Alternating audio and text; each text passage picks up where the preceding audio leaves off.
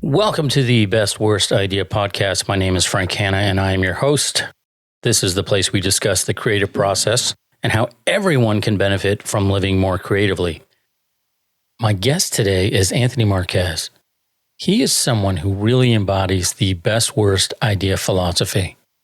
Listen to this from the Kubert School website. When it comes to the history and art of comic books, Anthony Marques is a prime example of everything there is to love about the art form. A graduate of the iconic Joe Kubert School of Cartoon and Graphic Art, he worked as an editor for numerous publishers such as DC Comics and Dynamite Entertainment, and as an artist, he was able to bring new and exciting visions to life for beloved characters such as Batman, Green Hornet, and the Ghostbusters. But he didn't stop there. No, sir. Marques also owns and operates the historic comic shop, Dewey's Comic City in Dover, New Jersey. And in addition to this, he became an instructor at the Joe Kubert School before eventually deciding to become the owner and president of the institution. There he works with instructors to usher in the next generation of comic book creators. I mean, what can't this guy do? It's my pleasure to welcome him to the show. Welcome, Anthony Marques.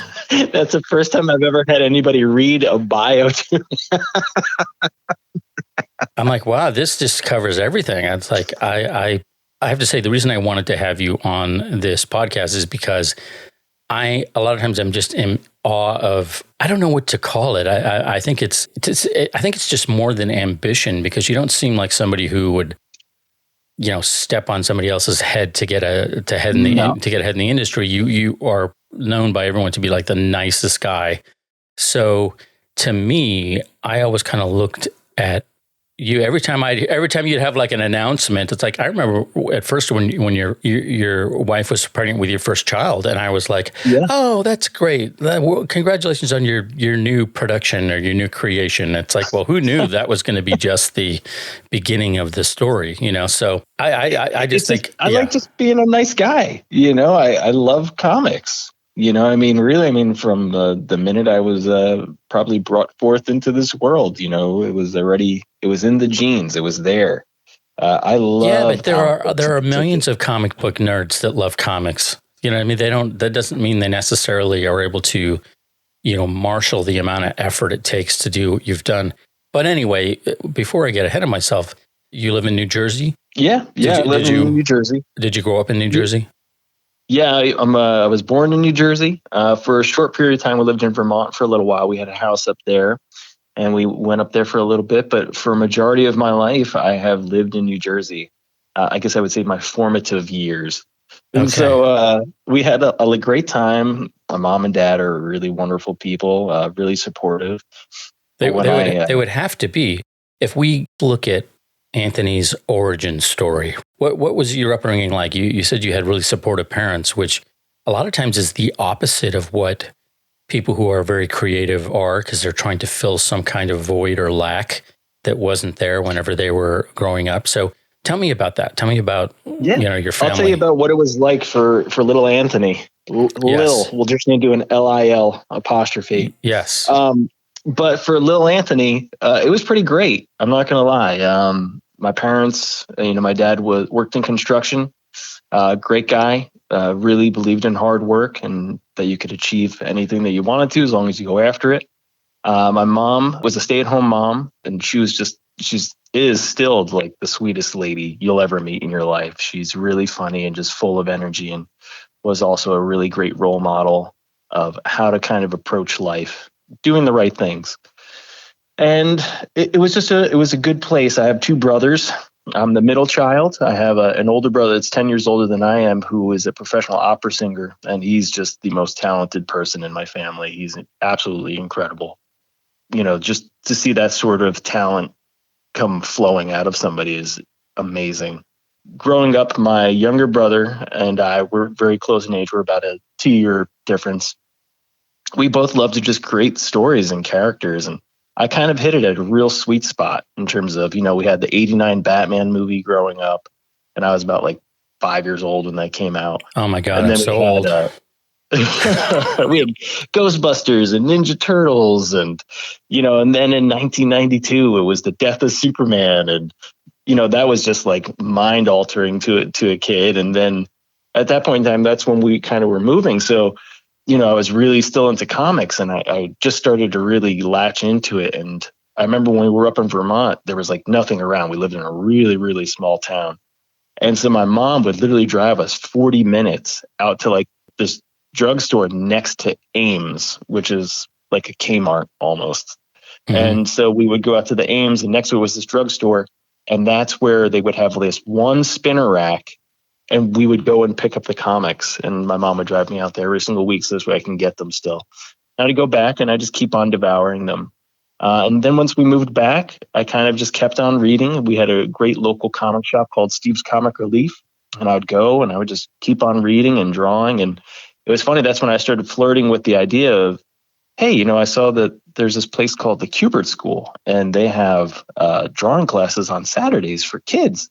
And I remember my dad being like, that's like 2 hours away from where we live, Anthony. There's no way you're doing it. It's just not feasible, But just to give you the gist of what it was like as a kid, I mean, that's what it was like. And I was just drawing all the time, too. My brother and I would come up with our own comics, and I would just draw those always. And it was just nuts. It was just a great time, to be a kid. And I think a lot of people that are around my age, I'm 38, so around that 40 range. I think growing up in the 90s was a lot of fun. It was really interesting. And then once we got a little bit older, it got really real, really quick. It's its own thing. Yeah, I think it's interesting, especially when you're talking about something like comic books and that whole world. Whenever you were 5 years old, I was working in a comic book store, selling anything that was related to Batman. Like, I mean, there was all kinds of stuff people were buying because of the movie that was coming out. But the idea that I was working at this comic book store, and it was like, okay, well, at some point you need to stop being the deadbeat of the family and go and take a job somewhere and do something. And so the idea is that this kind of creative, fun environment is not supposed to last forever, right?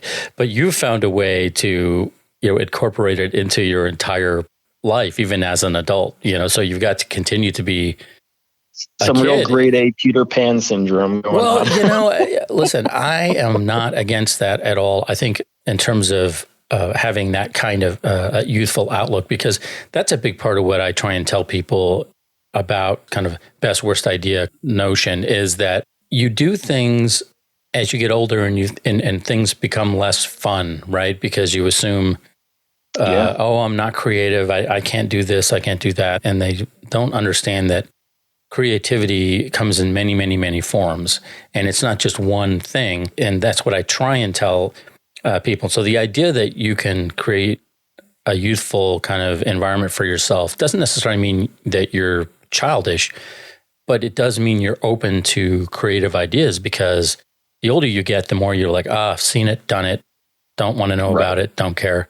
Whereas when you're younger, everything is like, wow, that's the greatest thing I've ever seen. And instead now you go to a movie and you're like, seen it. I think it's kind of great that that's what you've been able to do. So you're in New Jersey, right? You've moved, you come back. You started to take these classes. How old are you when you started taking these classes, these weekend classes? I didn't even get to take those classes because it was too far away. So, at that point I was still just kind of... It's all coming clear. It's all coming clear to me. Okay, because in my mind, I always kind of felt like, and we'll get to this in a little bit, but the idea of wanting to own and operate the Kubert School, you have to say that's not something, it's almost like a calling. It's not an investment. It's not something you do as, well, this will make me lots of money, or this will secure my family. It's a labor of love. It's something that you had to have spoken to you in some way. And so I can kind of see. So anyway, let's go back. So you didn't get to take those classes, but you understood at that point that there is a place you can go where you can explore this aspect of your life, right? This aspect of your personality and your creativity. Yeah, I mean, it was just something that I thought was really fascinating. And it was something I always wanted to do, but I was really terrified of doing it, of just actually even considering drawing as a as an actual job. For some reason, I think it's kind of touches on what you were just speaking on, where, I don't know, I just feel like socially, or, the way that we are, I feel like maybe if for people that decide to go into the arts, there's this real fear that, oh, it's not a real job. Like, you're not going to be able to survive doing this, and it kind of can chip away at some of that enthusiasm that you have probably when you're younger. And, you could come, like I was saying, my family is extremely supportive, but just socially, you kind of feel that kind of chipping away at the armor that we all have, that child enthusiastic armor, we're going to call it. So I was just kind of scared of that. And I was like, well, maybe I should do something else. And, I graduated from high school, and I kind of flirted with some different ideas, and I went to my local community college, and I was going there, and it was great. I was having a fine time, and I was like, well, I guess I could go and be an English teacher. And I didn't want to be an English teacher, though. I just didn't overly enjoy that idea. So I stayed there. And then once I finished up, I left, and I decided, you know what, I think I'm just going to kind of travel up and down the East Coast for a little bit, because I had friends in different spots. And I went down, and I would go to Florida a lot. That seemed to be like my main place. And I would just kind of just have some fun. I think when you're 18 years old, 19, and you're just trying to figure out who the heck you are, I don't know if you should just rush into a decision. I think it's a good idea to kind of play around and see what you like. It's kind of like drawing in a way. You got to sketch, you got to do some roughs, you got to see what you like. And then once you see the lines in there that are enjoyable, you can kind of refine it and then make a good decision for yourself. Well, and I think that's a good way to, to frame the creative process in general. But the idea that, that if you do a sketch and it sucks, that's not the end of the story. That's where you start. Right. And, all you have to do is watch any number of tutorials on YouTube of people that are doing some version of something on, whether it's digital art or whatever, and you're seeing them erase and erase and erase and erase and to get what they need or changing. And so nothing comes out whole in a perfect way. And I think that's awesome that you see that. Maybe that's something you realize now as you're older, that's what you were doing. But, I think for me, I think there's this great thing where you want to encourage young people to explore, and you want them to be able to feel like they can be creative. But somewhere along the line, there's this, we've kind of lost this other half of it, which is telling people that they're amazing when they're not necessarily amazing. Like it's fine to give people the encouragement to explore and be creative, but there's also the other side of it, which is, okay, you need to do this to get better, and you need to do this, and you need to do that, and that failure isn't the end of the world. It's actually a really good thing, as opposed to saying, this is amazing, I think it's the best way to grow. If you're not failing, you're not trying. So yeah, it's really the only way for you to grow is to fail. Did you ever watch Family Guy? Oh yeah, I'm a big fan. Okay, yeah, so me too. There's a great. And I'm sorry if I totally don't know what you're going to call out on it, and then I'm like, now I come across as a fake fan. Oh no! It's not even. I'm not even gonna test you or anything like that. It's just that they do all these great cutaways, and one of them I used to love. Well, I still love is where, it's the Beatles recording and Ringo comes in and he's like, "Hey guys, I recorded this new song," and they go, "That's great, Ringo," and Paul McCartney takes it and he walks over to a fridge and he goes, "We're gonna put it right here on the fridge where everyone can see it." And so it's fine to say, "Hey, great job," but let's continue. Creativity can sometimes come from a lack of self-esteem, where you're feeling like I'm not good enough, so I'm going to try and try and try. And then no matter what it is, you end up flexing that muscle so much that, you become a pop singer, you become an actor or an actress or somebody because you're trying to fill this lack. And so it's an imbalance, but at least it's something that, you're never good enough. So you're always going to try and get better. And the other side of that is you have these people with way too much self-esteem that have all of this belief in themselves and none of the talent. because they feel like everything was always great because no one ever told them, no, that's not good. Because it's not about like putting someone down. It's more about saying, no, this is how you get better. You have to be really self-aware. Yeah. Is I think the most key trait that, if you're going to have anything. And I think that's where I kind of got it from, was from my parents in particular and growing up, because they were very real. We're very real people. And, being able to identify what your weaknesses are, I think is a very important trait. And that's what I mean by being self-aware, is to be able to identify, are you really good? Are you as good as the person that's putting a book out right now? Are you worse than everyone? You have to be able to identify, like, are your faces, do they look like crap? Can you fix that? Can you do a better job? What can I do to make it better? What do I have to study? Do I have to put in more hours? Do I need to try harder? So I think if you kind of go into it just thinking that you're the best, you're in for a very rude awakening, because I can promise you that you're not. Yeah, I listen, that's great advice. You sound like somebody that should own a school of art. What was your big comic book like inspiration? Who was the one that, like, if you had an artist you looked at and you went, Dan Jurgens. I loved Dan Jurgens growing up. I thought that he was he was, he drew the death of Superman. That was a really put the final hook in the mouth, Yeah. And Jurgens was just so great. I loved his work, especially when Brett Breeding was inking over his work. I just thought it was great. And then as the years kind of went on, when I was in high school, towards the end of my junior year, senior, I probably kind of got a little bit away from drawing as much, just because, I was trying to play sports, but I was incredibly injury prone, and it never really worked out very well.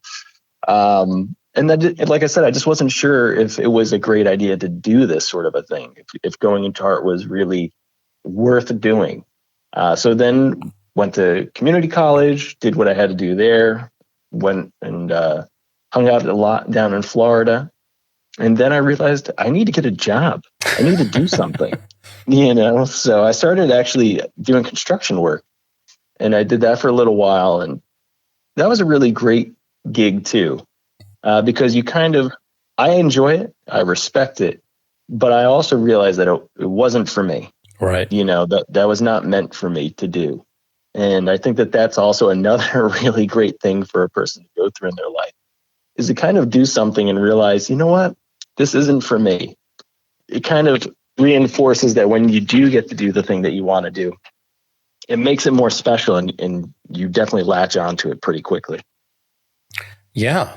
Yeah, for sure. I think I know I worked a job before I started writing professionally, and I was good at it, but I hated it, and I knew it wasn't what I wanted to be doing, which I think made it more miserable for me. But, having a work ethic is certainly something that is important, and that, okay, I'll do this, but, it's usually in service of getting to do something else, that you love. So I can understand the idea of, like, is this the way to go? Because as you know, now I'm sure back in 1989, when people were buying ridiculous amounts of copies of comic books, thinking that they were all going to be gazillionaires later in life, it was this very speculative market that no one was doing the math back then.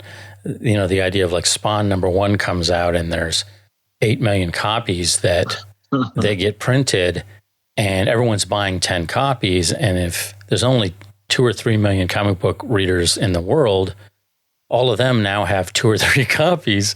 So it was a madness that overtook people. And back in those times, I remember that a book, say if you're reading a book for DC and it had, 85,000 copies a month, DC would cancel it. They'd say, this is not working. But now that would be, we're doing great. We have 85,000 copies. But anyway, my question to you going back is that as you were drawing and getting better, when did it become an if versus when? Is there this, maybe if I can possibly draw comics for a living or work in the industry, when did it become, it's not a matter of if it'll happen, it's a matter of when it'll happen? Do you remember that point? Yeah, I think this is really that point. was so around that time when I was doing the construction work, I mean, a lot of the guys on the job were great. I would draw all the time when I was there. I had really, really started picking up drawing a lot at that point. And around that summer, I had met a lovely lady who would eventually become my wife, Jackie. And I remember being out one night and I was drawing a lot. And she was like, you really need to get like a drawing desk set up. You got to have something. And I was like, oh, yeah, sure. And I remember coming home one night and up in our room, we were living together. She had put together a whole drawing desk area for me. She put together the desk, she surprised me with everything. Aww. And it was just kind of just that belief that like somebody else believes in you too. And it's like, yes, I understand. It's always great when mom and dad believe in you, but just having somebody else too kind of go out there and be like, hey, look, I believe in you. You can do this. I think you've got it. And I remember that was a really special moment for me. I got a little emotional thinking about that, but that was a really special moment for me. And I was like, you know what? I was like, I think if she believes in it and I believe in it, then I can do it. I think we can go out there and do it. So that was kind of the final nail in the coffin for that of like, hey, bury any doubts that you have, but now you just got to go after it. And at that point, right. I had already applied to the Kubert School, but I didn't have the money. I couldn't come that first year. So on top of it, with all that, and now, I'm trying to do this. I had left the job doing construction work and I needed to make money. So then I was bartending at night, saving up every single penny I could. So this way I could come to the school the following year.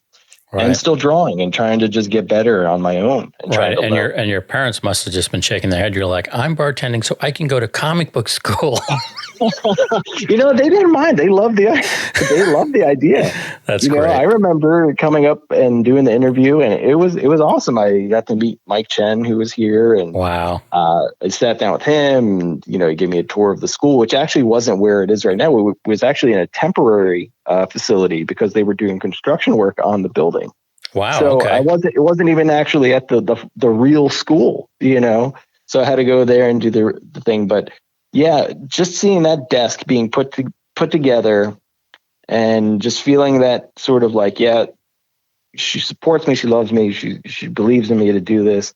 That really hammered it home that I could go forward and accomplish something. Well, that's amazing. I think a lot of people would love to have somebody, that's close to them, that's as supportive. But, where you really believe they're not just blowing smoke up your ass because they want to make you happy. They realize this is who you are and that this is something that needs to be nurtured and needs to be brought out. And that's great because it says a lot that was what kind of played out. Because the reality is people get to a certain age and it's like, just know you get a job and then we're going to get married and then we're going to have kids and we need to buy a house and yeah. So you're going to, there's no flights of fancy here. You need to just get down to it. And so then what year did you end up at the school? The following year I was able to attend. So I worked my butt off, was able to get to the school. And I remember coming that first day, sitting on the steps. I was super early and I was so nervous. And because I was like, oh, well, I'm a decent artist, but, maybe like, this place is going to be just filled with people that are just way better than me. I'm going to be like an embarrassment here. They're going to say, you have no business here. Why? Yeah, here's your money back. And I think that's a very common fear to have, and I think sharing that, and I hope people hear this and they're able to realize, oh, all right, yeah, I'm feeling that sort of a thing too, no matter what school you go to, whether it's in art or whatever you're trying to do.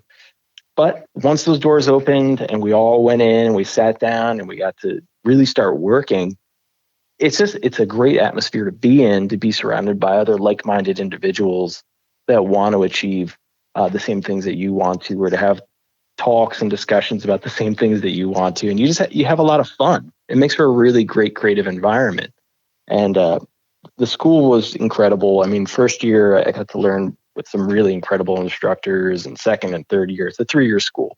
Oh, it's 3. I was going to ask you, like, how many years? Yeah. And it was that was fantastic. I loved my 3 years as a student at the Kubert School. It's extremely hard.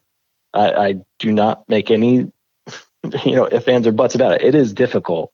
It is very difficult. It's very intense. It's 5 days a week. You are drawing every single day. You're drawing when you go home. You're going to probably be up really late at times having to do the work.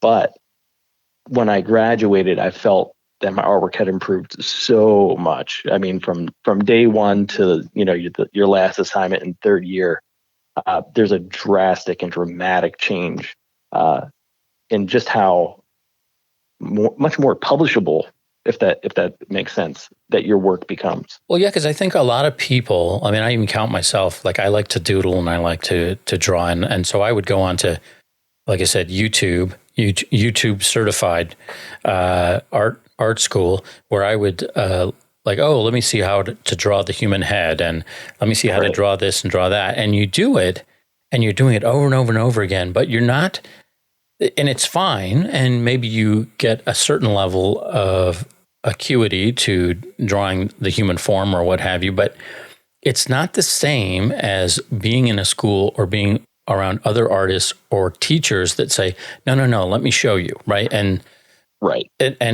giving you that information and time to learn the ways they kind of overcame the same problems, or, a new way to visualize it or what have you. So you can't really beat that, I think. And that's something that I find when I watch these videos to kind of learn how to draw this or draw that. And it's just fun for me, but it really is not the same, because I would like for someone to reach out through the screen and say, oh, no, you're screwing this up. This is what you need to do. But yeah, so what a great experience. And when you think about the alumni that came out of the school alone, and at least the ones that, resonate with me, like the Rick Veitches and the Tim Trumans and Stephen Bissett, Alex Maleev. I mean, these are like legends. And that's to say nothing of probably the people that were teaching, throughout the years. I mean, the alumni list, I mean, you have to remember the school has been open for over 45 years. Yeah. I mean, Nick Napolitano over at DC, his name's in every single issue of DC Comics because, he's one of the main guys there. He's a Kubert alumni. Rob Clark, who is in charge of production over there, he's an ex-QB. Lee Weeks, Andy Kubert, Adam Kubert. If like you said, Rick Veitch, Amanda Connor. I mean, it's a laundry list that just keeps on going. And that's just for comics. We're not even talking about, Bill Pressing, who's over at Pixar, Abe Audish, who's over at Nickelodeon and Warner Brothers. I mean, and there's way more than that.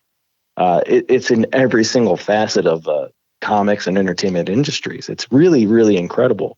But it's unlike anywhere else. It's so unique. I love talking about the school because it is special.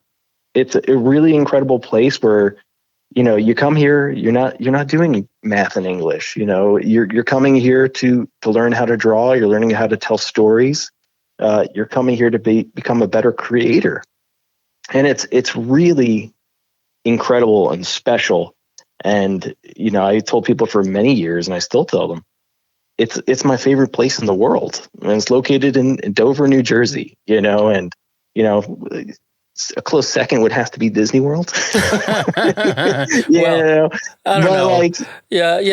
I love it. I absolutely and that makes sense to me. That makes sense to me because there has to be this. Like I'm thinking, okay, well, it's one thing to just say, oh, I really got a lot out of the school. Like I have friends that have graduated from the School of Visual Arts and they have taught there, and that's an entirely kind of the same but different. But that's not necessarily the same as, I think this really like solidified something in you. So would you say too that as a result of getting through the school is what led to you working at DC? Oh, 100%. 100%. So what happens at the school, and, it's so funny. It's like, I feel like for every good thing that kind of happens, there's like kind of a negative that comes before it. It's really funny. Mm-hmm. I guess it just keeps balance in a weird cosmic-y way.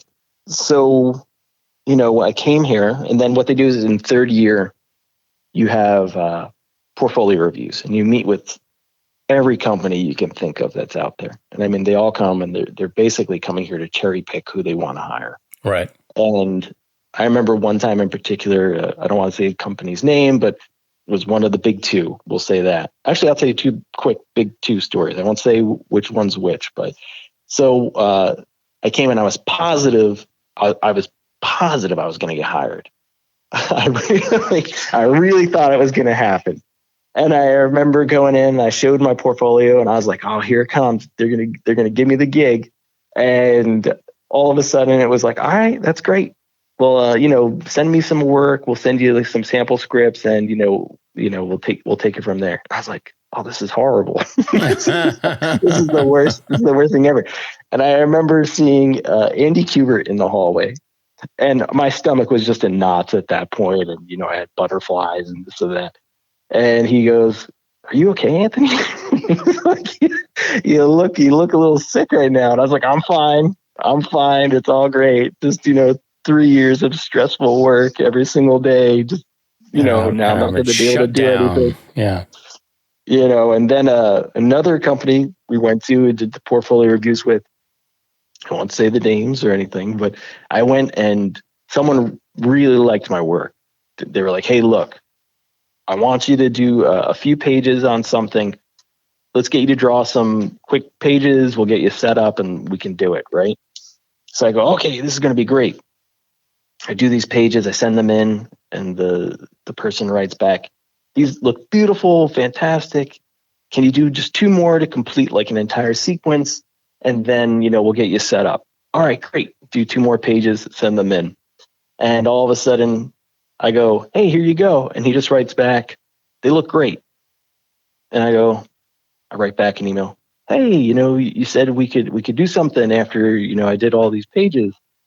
And the email I got back was, didn't you get anybody else's contact information?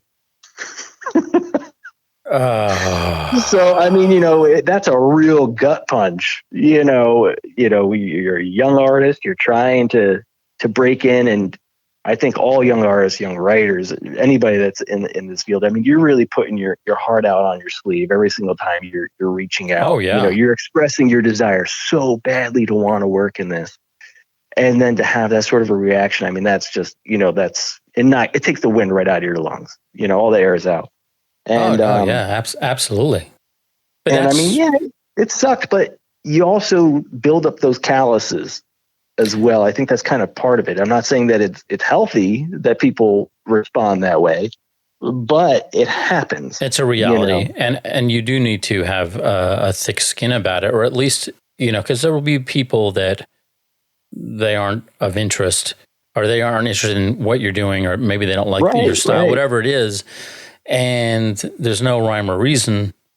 And there's other people that, are maybe trying to say, well, maybe you're just not quite there yet. Because I've heard that a lot when people get their portfolios reviewed. They might say, well, it's good, but you're just not there. And all you hear is, I'm not good enough, But the trick is you kept going and you realize that, okay, they're going to tell me no, and then I'm going to keep trying, because it really does thin the herd. I mean, I know back in the early 90s, before I was any kind of writer, and I was a huge fan of the Vertigo comics, because I was a less superhero fan than I was Vertigo. And I used to send in, proposal after proposal after proposal to the Vertigo editors, and guaranteed I would get back these letters that would, they were not, some of them were form letters, but then I would get others that were typed out, and basically they just said, this just isn't good enough, and at the time I'm like, I can't believe this. And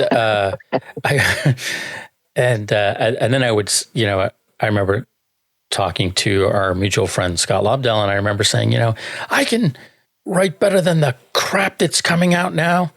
And he'd say, yeah, but, the goal isn't to just write crap that's a little bit better than the crap that's being put out. Right. And I said, okay.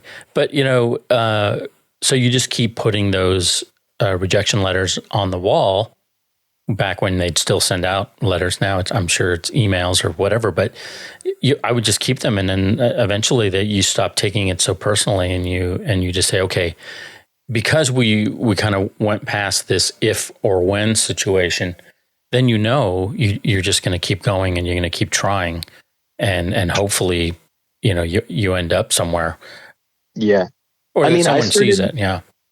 I mean, I think I want to say this, like, I mean, I started feeling extra pressure at that point. When I was in school, when I was a student, I got engaged in my second year to Jackie. We got engaged, and then in my third year, we got married. So I wasn't even I hadn't even graduated yet. Wow. And I was married in third year. We put off our honeymoon until I actually graduated. So we left. You just were making your life like so much harder on yourself than it needed to be, weren't you? But it's what I wanted to do, though. No, it's fine. It's a challenge because it's enough, but when you add other people to your world and you have an obligation to those people, right? It's like they're in your airspace now, and you have to take care of them, and you have to make sure that it's an us now. It's not just me. Yeah. So we did that, and thank God. I will say, though, when I was doing the portfolio reviews, a company came by, and their name was Mata Design, and they gave me a job. They said, you could start as soon as you get back, as soon as you're ready to come in, start. So I graduated, and I was able to go right over there and start doing some small work. I did some Spider-Man coloring books and like Disney princesses and things like that. And that lasted a little while. It was great. I mean, I was having a really good time, but it was really still freelance based. And, I'd have to trek into New York. So that was nice, but, it's expensive to take the train in every single day. Mm-hmm. And then what pretty much happened was a position opened up at the school for the events coordinator. And I took on that job, and I started basically going around to all the different shows and traveling with Andy, Adam, and Joe, and getting to kind of see firsthand how to conduct oneself at a show in the right way. I had already done some smaller shows or some decent shows, but I didn't really understand how to really put myself out there. And I learned a lot from that. And that was a really great gig. Yeah. I mean, because aside from that, you're also, it's networking, because as I kind of joke, but I honestly believe it. It's like you are you're a nice, super nice guy. People can see that you're genuine. And so that I think if people just get to know you, they're going to say, oh, wait, and he has talent as well. Well, that's great. This is a guy that I think is easy to work with. He's easy to deal with other people, etc. So that doesn't surprise me. So of course you're doing that, and then that's what leads to the DC job. Right. So, like I said, there's usually something a little bad that happens. Mm-hmm. But I remember before, I don't know if I don't want to say any names, so I'm going to try to keep it. That's fine. I just feel bad because it was coming from a good place, what was said. But this kind of goes back to, you got to kind of take your licks, man. You're gonna get hit, knocked down a few times, but you got to keep getting back up. And someone that I really, really admired, really respected, and was an idol at that point, really, it pretty much sat me down and was like, look, if you were going to get a job drawing, it would have happened already. Oh, I don't think it's going to work out. I think, you're a good guy, basically all the things you were just saying. But he said, I think you'd be a really good editor. And, there's a position that's open. You should apply. And I think you should really go after it. And I said, okay, great. What do you say in that moment? Yes, I will do that. And, I applied, and I wound up interviewing. It took about 6 months before I actually got hired at DC. Wow. I interviewed with each group. I met with everybody, all the way up. And they were great. I loved it. And, and then when I found out that I actually got hired, I mean, that was incredible. That was a really rewarding moment to feel like, hey, wow, or really accomplished something. I'm at DC, I was working in the Superman group. I was working on the Superman titles and Teen Titans and all these really cool characters and getting to work with so many wonderful artists and writers. And it was really awesome. I think being an editor is a wonderful job.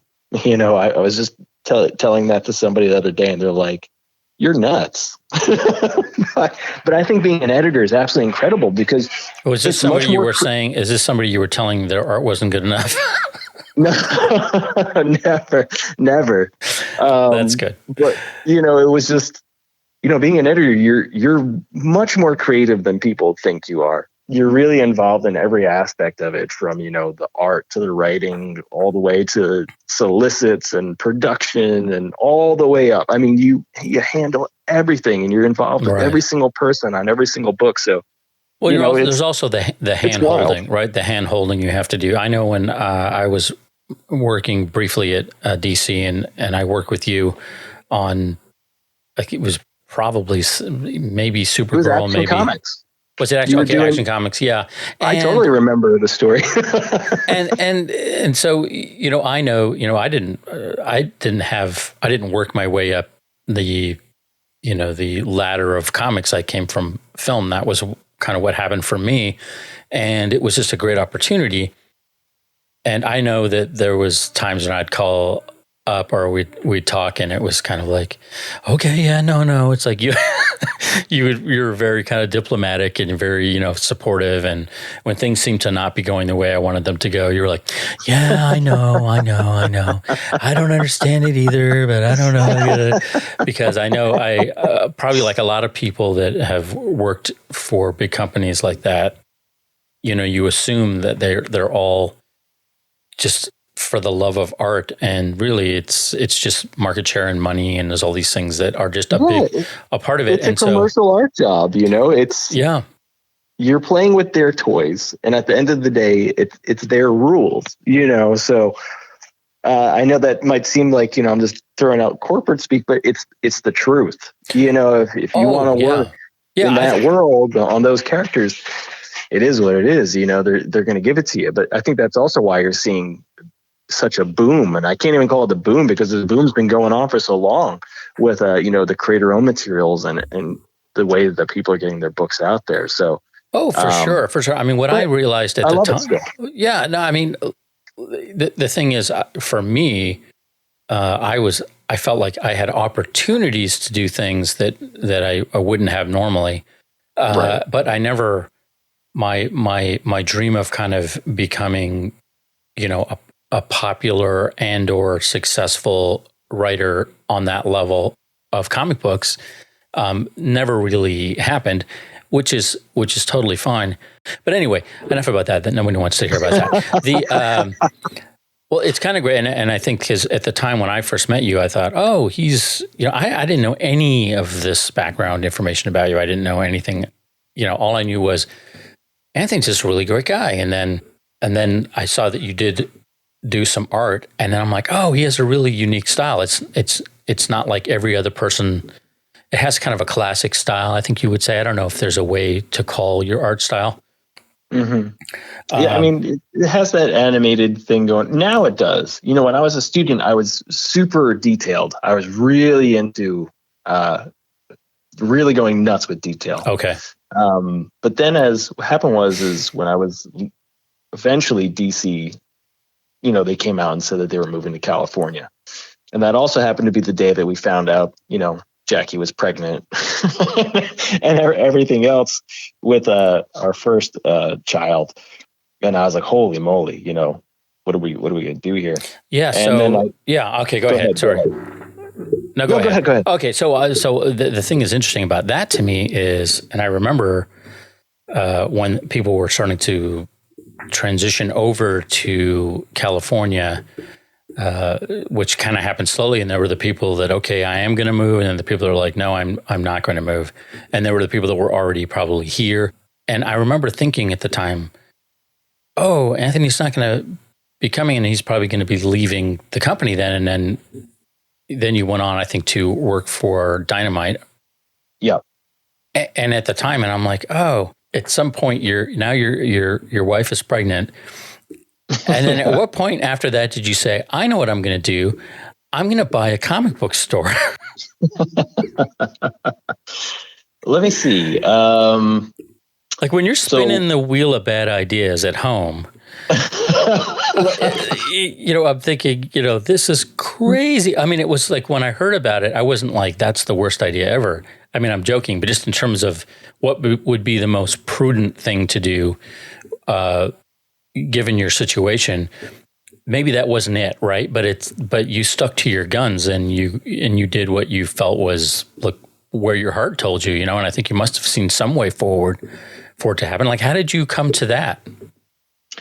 So to get to that point, let's see. So I was at DC. They told us that they were leaving to go to California. I actually did teeter-totter on whether or not I was going to go. At one point, I did say yes. Oh, okay. And then we had talked about it, and I didn't think it was right that the family wouldn't be able to take part in her life at such a young age. I thought that was very selfish.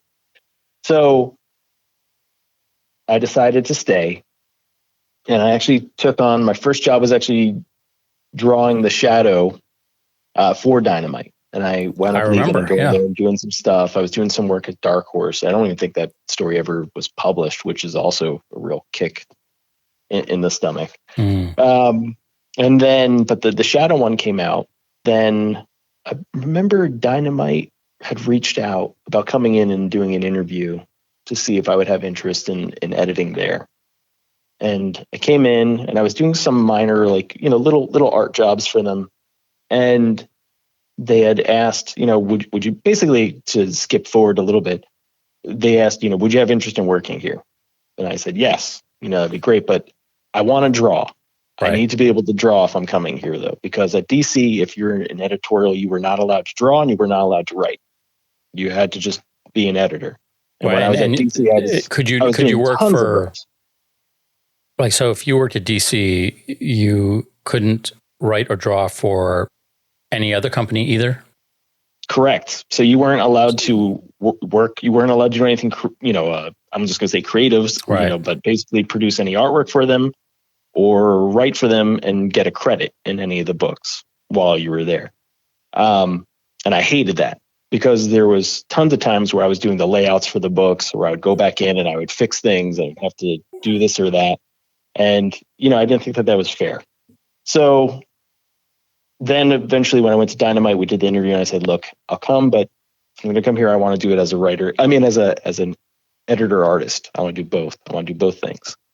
And they said, sure. And they were great. I got to tell you, working there was really enjoyable. I had a great time. And then when I was there, I was working on tons of books and I actually kind of burnt myself out a little bit. And I just kind of wanted to take a step back for a minute. And Jackie was like, well, what do you want to do? And I had come across one of my good friends who owned Dewey's Comic City, and he was looking to retire. He didn't want to do it anymore. So I said, I would be very interested in working out something in order to acquire Dewey's. And we got into talking and we made it happen.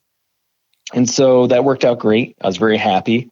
And that kind of helped to recharge the batteries. And then at that point, Dewey's was doing great. We have a wonderful store manager, John, who's down there always, and he's absolutely incredible. So I felt, you know what, maybe I don't need to be here every single day. Mm-hmm. I reached back out to Dynamite and I said, I'm feeling a lot better. I would like to come back. And they said, sure. So I went back and I was back to editing a bunch of books. I was drawing stuff still for them, even during all of that.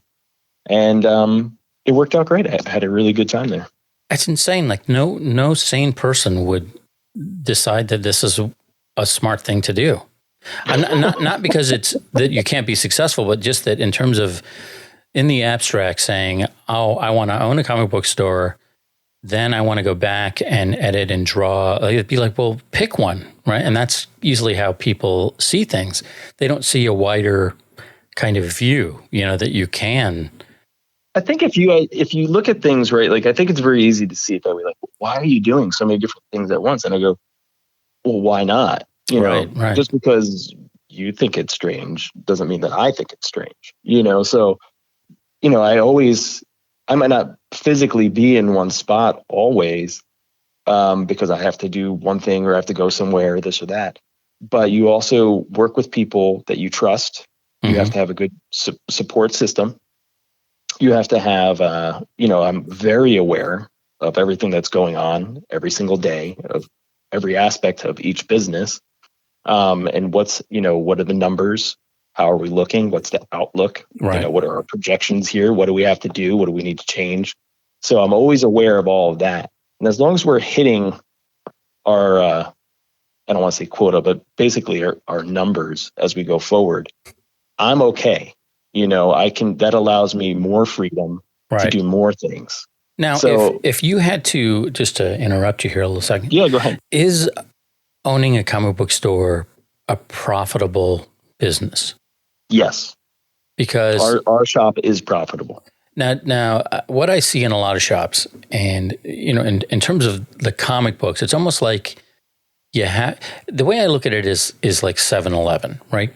You have to have cigarettes that you sell for close to nothing in terms of profit, so that you can sell other stuff to bring them in, because everyone wants to have that. So you need to have this thing that doesn't necessarily light the world on fire anymore in terms of sales and profit, so that you can sell every other ancillary thing. Is that an over-exaggeration, or do you feel kind of like that's partly true? Or so, just to kind of describe how our shop works, new comics, we sell a lot of new comics. As they come in, we're selling them. Back issue business is big. Okay. That's a big business. And that's kind of like, if you're breaking even on the cigarettes and you're making all your money on the soda, back issues are your soda. Okay. That's where I think you're killing it. Especially if you can acquire collections that have real keys in them. I mean, you were talking about the speculator market before, about that was going on in the early 90s. I think there's still a huge speculator market. I think people are always looking to see whatever movie's coming out, and then they go nuts trying to find, these characters because they expect the books to skyrocket. I think that's a very interesting thing, because because a lot of times you'll find like a little comic shop. Like I have a few little comic shops by where I live, and when you go in there, they will have new comics. Like I have one guy I know that his I don't call it a gimmick, but his way is that he will have every solitary single variant cover that is put out. So like I think that's a trap. I think that's a trap. And maybe so, right? But that's his thing. And so he's known for that. So, but because, things only sell what they sell, if there's a comic I want but then it's sold out, it used to be, I'm going to have more next week, or I'm going to have, Right. Nowadays it's like, yeah, we sold out of it. Whoo, we sold the 5 copies that we bought. Yeah. And that was enough, because they don't want to be holding on to all of this extra inventory. And even though, but I think if you're a bigger store, right, obviously you have to have a certain level of customer base that knows this is what you do to feed that, right? So, I mean, the weird part with us with Dewey's was it was very well established too. Right. So the customer base was there. So when I look at a business, or if I'm kind of interested in something, I look to see, is it established? Does it have that customer base? Can we make it bigger? How do we keep on improving it? And so Dewey's already had it. The scary part with Dewey's was, and with the school and everything, and I don't want to touch on the school yet because I know you probably want to bring that up. Sure. But was with COVID. COVID in particular. Because now there are no more new comics, right? You're not getting your shipments from Diamond anymore. Mm-hmm. You're still paying rent. We were in a different location.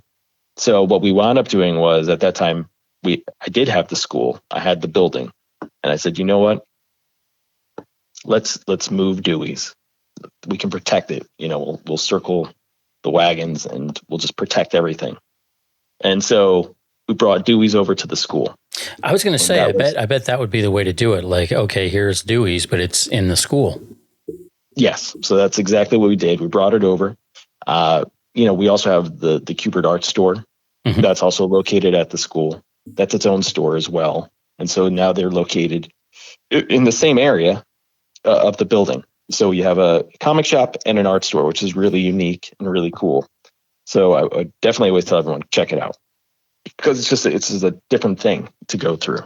But it's been great. The students love going down to Dewey's. We use it actually as a tool at times to bring students down, and we talk about how to find editors, and we talk about, you're looking at the artwork that's out there and identifying whether or not if you're as good as the person that's doing these books, who to reach out to, all the different people that are in there. But Dewey's has been great.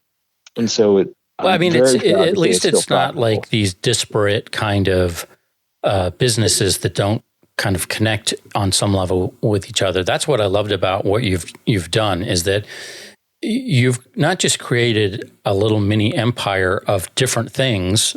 You've said, hey, I have this holistic view of my creative world, which is, okay, here's the school that teaches, here's and gives back. Here's right.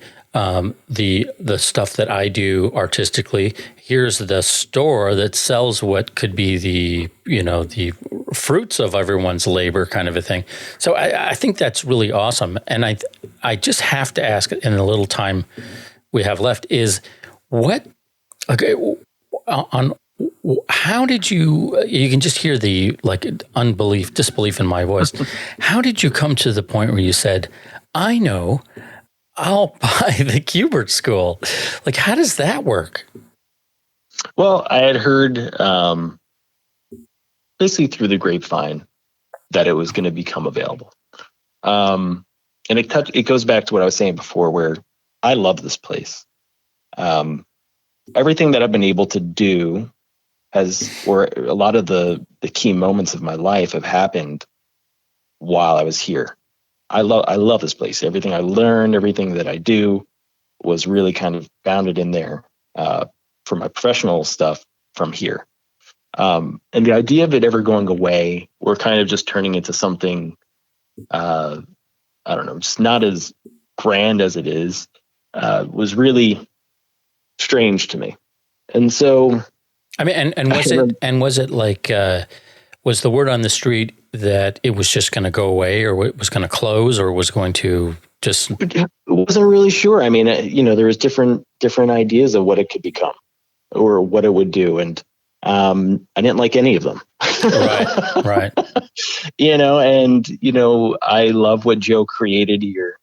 And it is really special, because this is a place where people have similar wants and needs and desires, and this is where they come.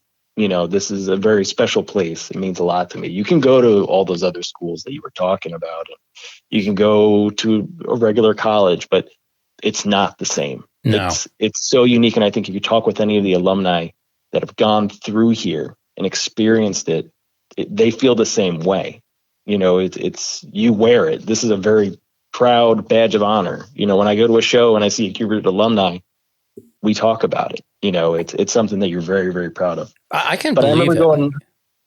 I remember going home and telling Jackie and being like, hey, look, I think we should really look into this. And, thank God she didn't divorce me right there on the spot. I mean, listen, people have divorced for less. I mean, so I think it's great. I mean, that's why I'm really in awe of you, because the fact that you make, these are the kind of things that people dream about doing. It's like, it's like what you see in movies. I'm going to save the school, or I'm going to go, and you've done it. And I mean, I remember reading comic books and seeing, the Kubert School ads all the time, and thinking, wow, wouldn't that be so cool? I never was serious enough to to look into actually going and doing anything like that, because it really wasn't my thing. But the idea of it was just awesome, that you would have this school, that this is what they're teaching you. It's amazing. So I think, I think a lot of people probably, kind of the OGs in the comic book world that either are alumni or at least understand what the school is, were probably quite happy to see somebody who really wanted to keep it what it was without, and probably still bringing it into the 21st century too, trying to find ways so that it can grow and be something that offers, opportunity for people. That's something that I'm really proud of, and I love talking about. So I hope you don't mind if I talk about this for one second. No. This, like I said, this is great.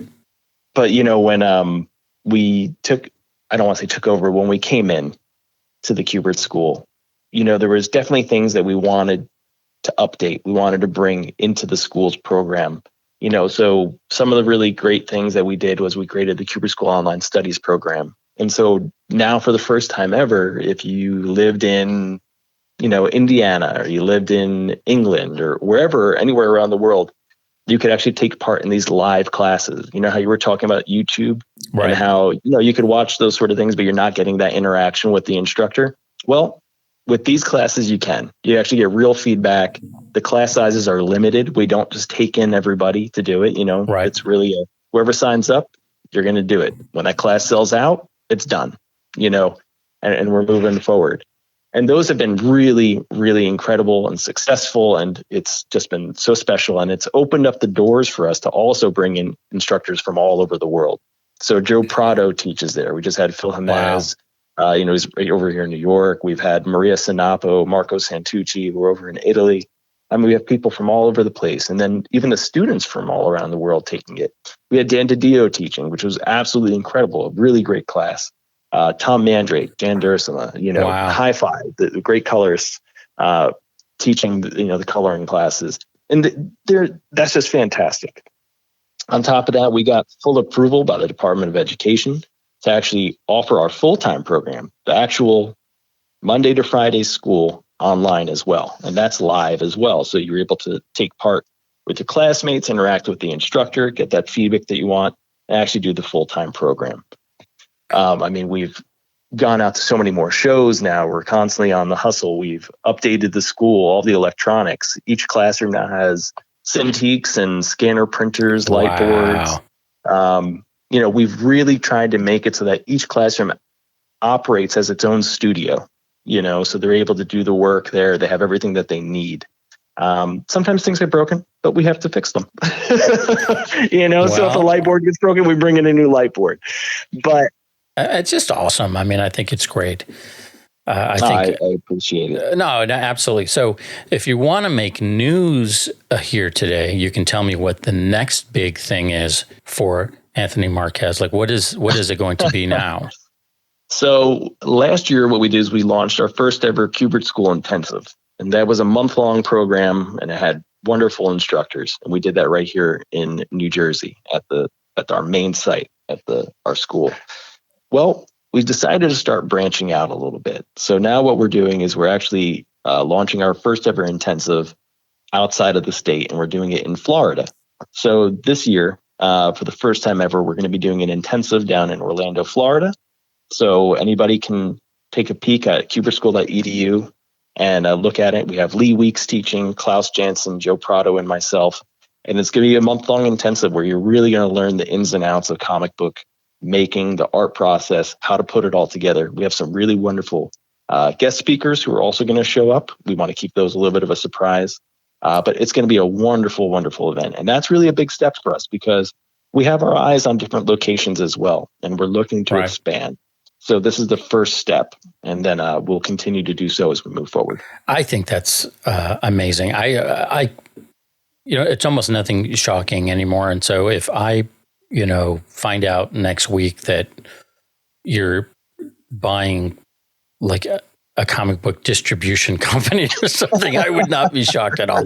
Just because, you do bold things. And I think that's what is what should be encouraged. I really do believe in the notion of like leap and then net will appear, or be bold and mighty forces will come to your aid. And I really feel like you do those things, and it's more than just kind of talking the talk. Like you really do that, and I think it's amazing, and that's why. If I'm gushing at all, it's really because I'm so impressed with the world you've created for yourself, and the fact that it's helping other people and giving back to people in a way. That's just awesome. So that's pretty much all I have for you. I just wanted to give you an opportunity to tell the world like what it is that makes you tick, and I think we kind of got a bit of that.